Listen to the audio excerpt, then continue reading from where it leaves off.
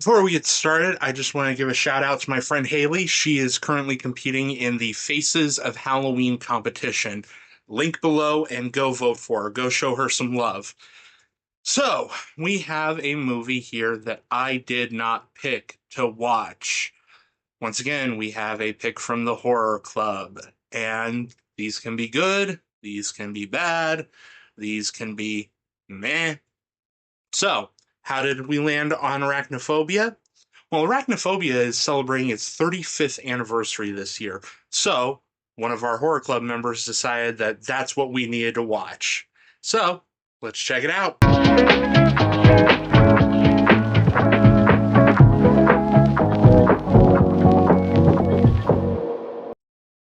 While on expedition studying butterflies, Dr. John Atherton discovers a breed of spider unseen by mankind for millennia.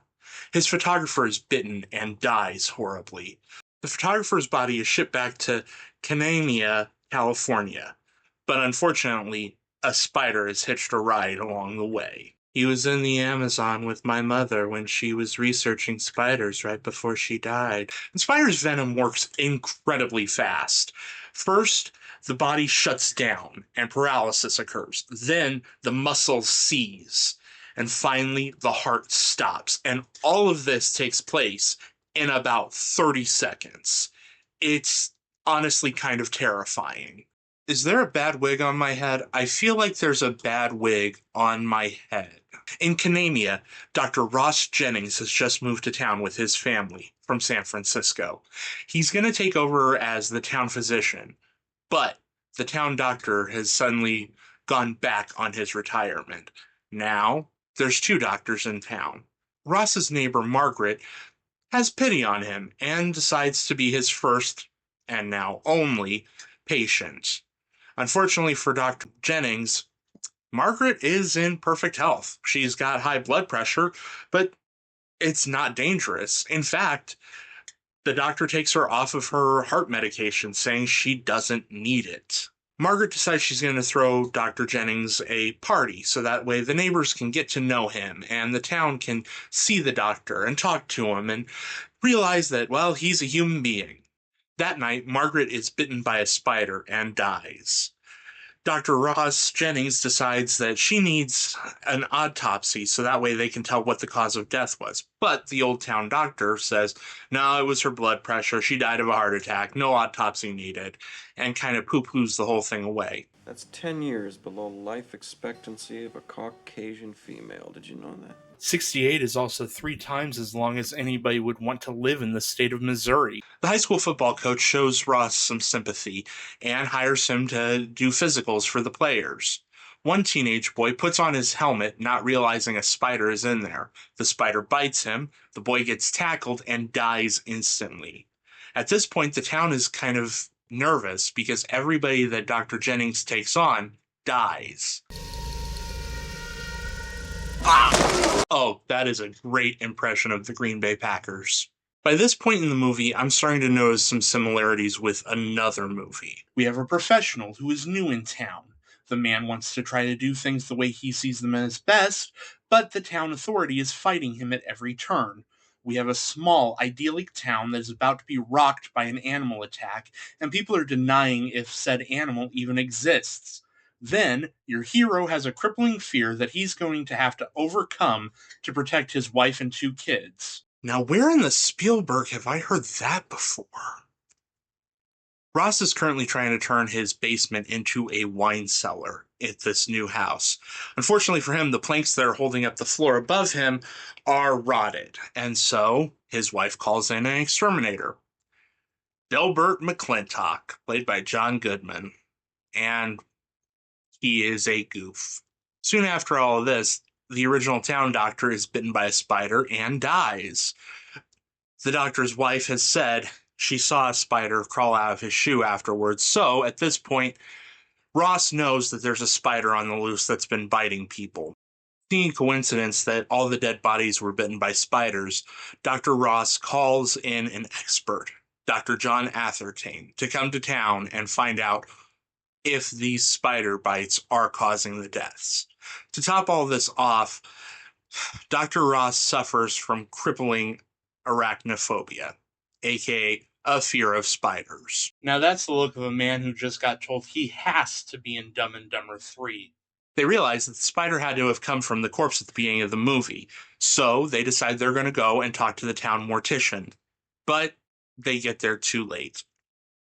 Standing outside the mortician's house, they plot on a map where all the deaths have occurred, and it makes a circle around Ross's house. The effects here are pretty great. The spiders look real. There are some moments where things don't hold up. This movie wasn't necessarily meant to be seen in HD. You can see some strings controlling the spiders at different points.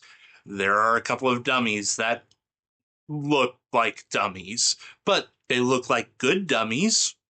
This movie is fun enough, but it's lacking something. If I were to describe this movie short, I would say that it's Jaws and Tremors put into a blender. Hell, Burt Gummer even shows up in this movie. It really feels like they're trying to make Delbert this movie's Burt Gummer, and it doesn't work. The 80s were all about a throwback to the 50s, and the early 90s were similar. See, the 80s had remakes of The Thing, The Blob, The Fly. The 90s, we had Tremors, Arachnophobia, Anaconda, Lake Placid, and these were spread out throughout the decade. This movie feels very reminiscent of Them, or Tarantula, or Earth versus the Spider. But the big difference was that the 50s used atomic radiation and atomic power to explain their creatures, whereas the 90s tended to go with this is an undiscovered prehistoric version of a spider. This is a graboid. It's basically a giant underground snake that has existed for millennia. That's a big ass crocodile. Hey, John, we can get you out of your Roseanne contract, but you have to kill every spider. This movie is full of character actors that you kind of sit there and go, I know that face. Jeff Daniels is likable. In fact, I have not seen Jeff Daniels in anything that I haven't liked him in. John Goodman is goofy and adorkable because he's John fucking Goodman. Julian Sands is suitably smug, and I love Julian Sands in just about everything I see him in.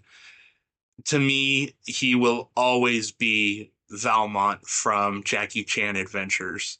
And anytime I see something where he shows up, as soon as I hear that voice, I'm just like, he got the voice. Tell John, I got the last spider. He's got to do 10 seasons of Roseanne and a spinoff. I think the cast does really well considering they were working with a bunch of rubber spiders. Woke! Woke! Oh my god, she ruined Star Wars, woke! The setting of this small town, it works. I wish that the town itself was explored a little bit more. It kind of just is a couple of locations that are in town. This movie is fun, but it's not as fun as I expected. All my life, I've heard how great this movie was and what a blast it is. And it's all right. It's a good time. I'm not mad I watched it. I'm not mad I bought it. But it's not one I'm necessarily going to rush to rewatch. I don't have a thing about spiders.